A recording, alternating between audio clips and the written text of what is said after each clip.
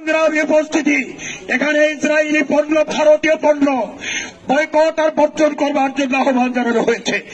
ইতোমধ্যে আমরা ইসরায়েলি পণ্য এবং ভারতীয় পণ্য অনেকেই আমরা বর্জন করেছি। ঠিক তবে ঠিক যারা করিনি, সম্মানিত ব্যবসায়ী ভাইদেরকে আবারও আহ্বান জানাচ্ছি, এই দুই দেশের আপনারা কোন পণ্য আপনারা বাজারজাত করবেন না।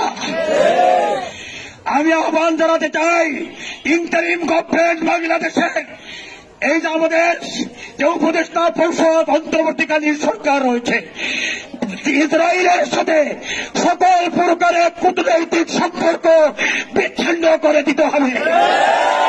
ইসরায়েলের সাথে সকল প্রকারের বাণিজ্যিক চুক্তি বাতিল করতে হবে।